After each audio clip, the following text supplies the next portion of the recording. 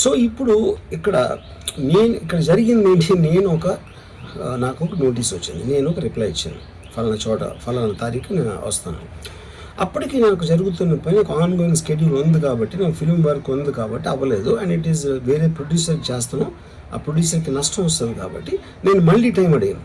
ఇదేంటి కేసు, ఇదేం urgent case అంటే 1 year తర్వాత ట్వీట్ చూసిన అతనికి 1 weekలో అన్నీ అయిపోవాలనేది ఏమన్నా మీనింగ్ ఉంటుంది అసలు దానికి?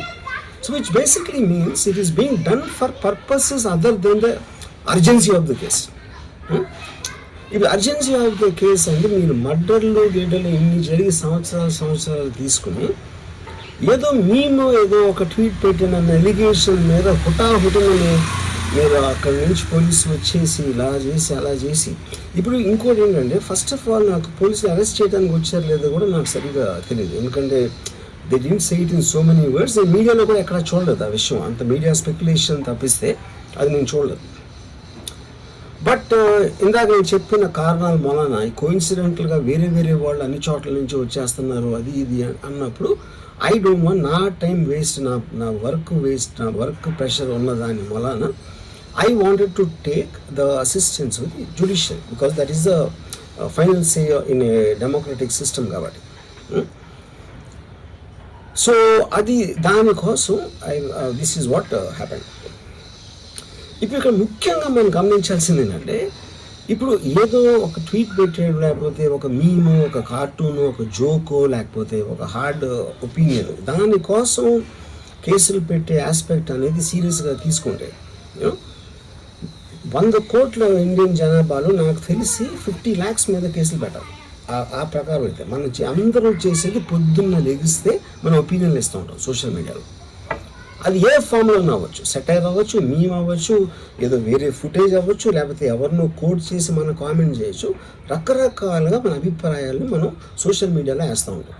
అది కొంతమందికి నచ్చచ్చు, కొంతమంది నచ్చకపోవచ్చు. ఇప్పుడు చూస్తే చాలామంది కొన్నిటికి అఫెండ్ అవుతారు, కొన్నిటికి నశిస్తారు, కొంతమంది చప్పట్లు కొడతారు, కొంతమంది చీ కొడతారు. That is a process of the conversation which happens in the social media.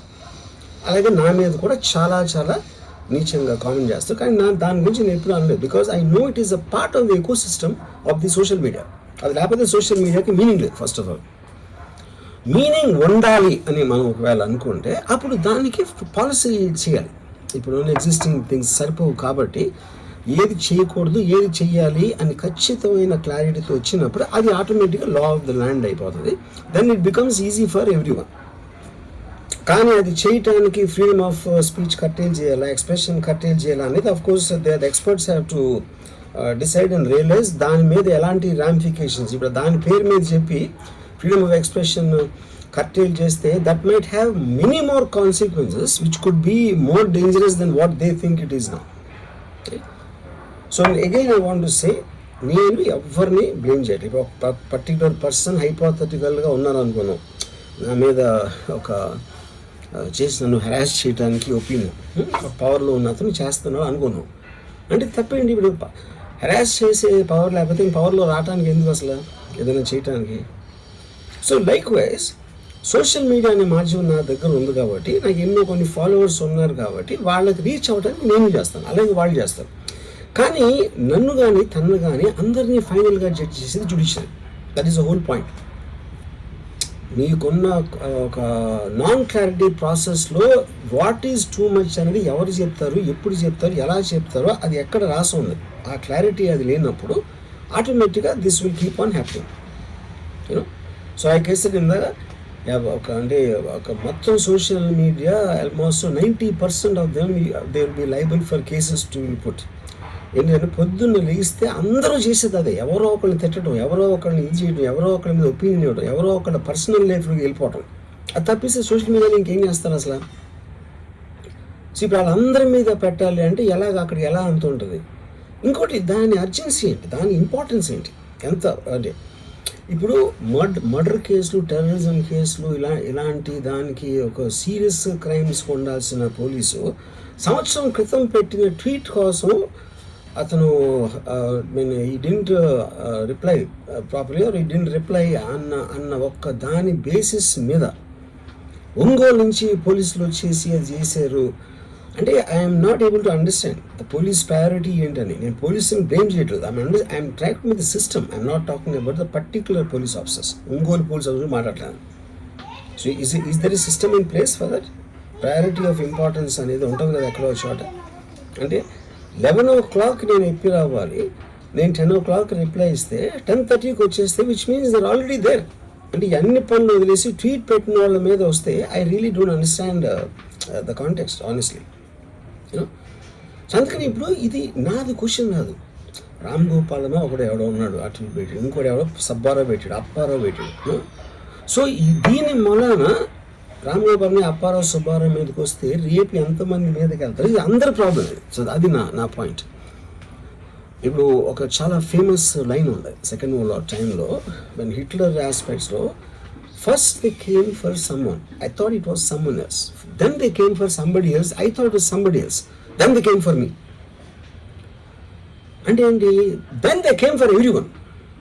So that is what we need to actually, that is the main issue, which is what I wanted to bring to your notice.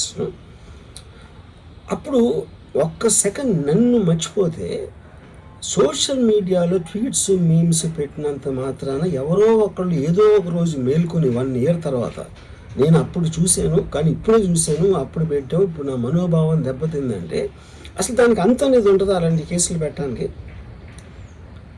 Okay, by law complaint వచ్చినప్పుడు case తీసుకోవాలి, I understand. నాకు అంత మాత్రం లా పరిజ్ఞానం నాకు కూడా ఉంది.